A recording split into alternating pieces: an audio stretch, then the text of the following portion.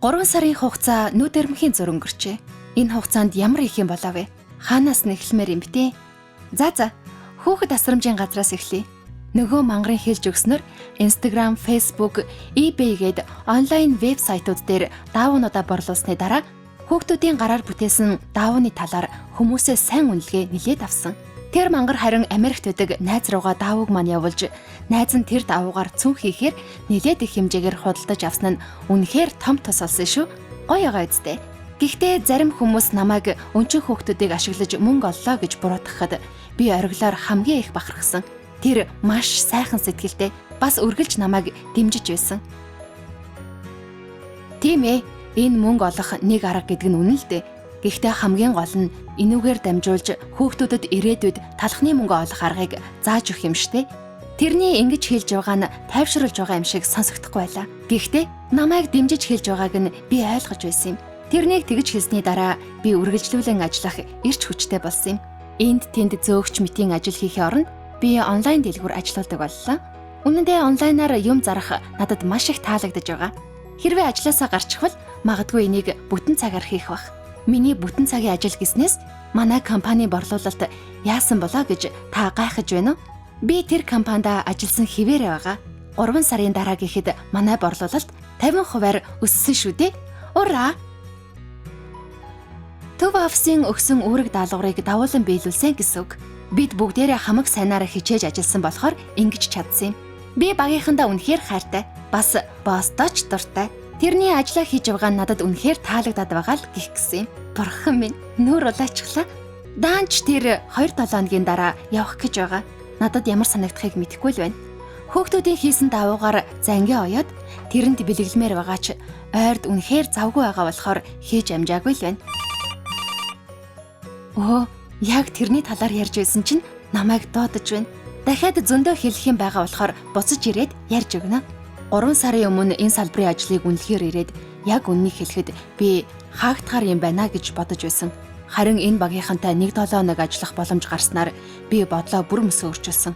1 сарын хугацаанд гэхэд бид маркетингийн стратегийг шинчилж, орчин үеийн болгох зорилтод бүлэгт тохируулан өөр хэрэгсэл сонгох, ажилчдын сонирхол, ур чадварт хамгийн сайн нийцгээр ажил үүргийг оноож өгөх гэх зэрэг системийн зарим өөрчлөлтүүдийг хийсэн. Ингэсний дараа энэ салбар үзүүлэлтээр буцаад компанида тэргүүлэх боллоо. 3 сарын хугацаанд борлуулалт 50% нэмэгдсэн нь төвөөс өгсөн зорилтыг 2 нугалсан байна. Энэ бол ажлаа чин сэтгэлээсээ хийсний үр дүн гэдгийг ажилтнууд ойлгох хэрэгтэй. Ажил бол ажил. Хизээч амар хэлбэр байдгүй. Ядармаар үе зөндөө. Том жижиг асуудал үргэлж тулгарна. Хэрэглэгч үйлчлүүлэгчид өөрсдийнхөө хүлээлтэнд нийцэх зүйлийг хүсдэг учраас бидний ажил тэрнтэй уялдан өөрчлөгдөх нь хэвийн л зүйл. Дан ганц нэг алба, нэг хүн биш. Хүн бүр хүчин зүтгэж хамт ажилласнаар амжилттай үр дүн гардаг. Борлуулалтын дүн гарахад төв офисын бүх хүмүүсийг гайхшрууллаа. Тиймээс би хэрхэн тэдний шаардлагад салбарын үйл ажиллагааг тохируулан ажилласан талаар наривчилсан тайлан илгээлээ. Тэдж гарсан үр дүнд баяртай байсны дээр намайг яаралтай Америк руу эргэлээ. Компани намайг тэнд өөрийн биеэр очиж дараагийн 1 жилийн менежментийн төлөвлөгөөг боловсронгуй болгохыг хүссэн.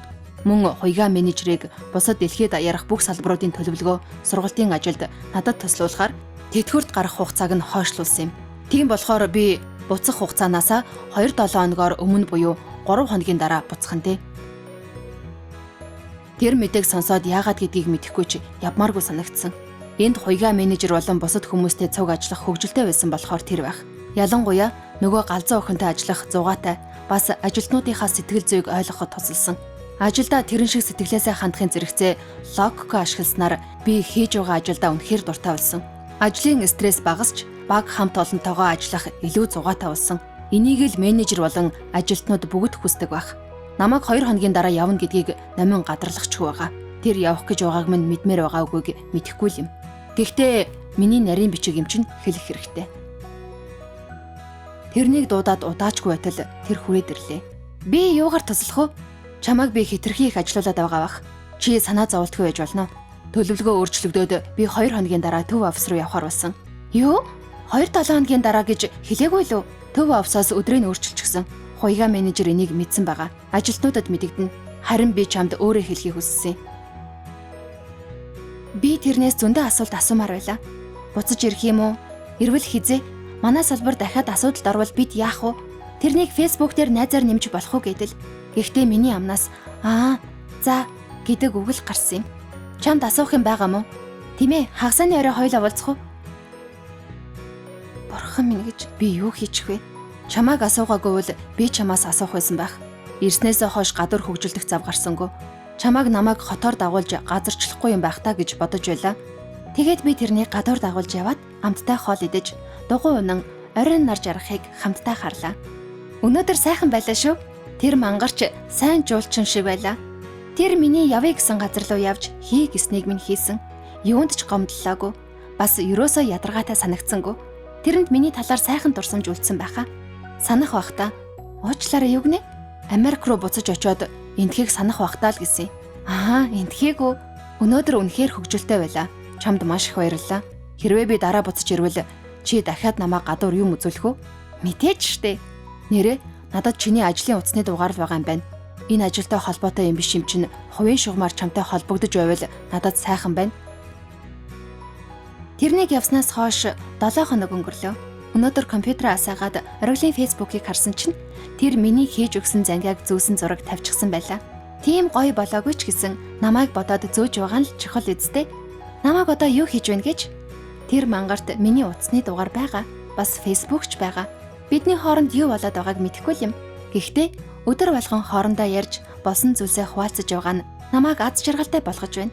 Хэрвээ ямар нэг юм болвол би заавал та нарт хэлнэ. Өдрийг сайхан өнгөрүүлээрэй. Баяртай. Санаа зовлтгүй найзуудаа.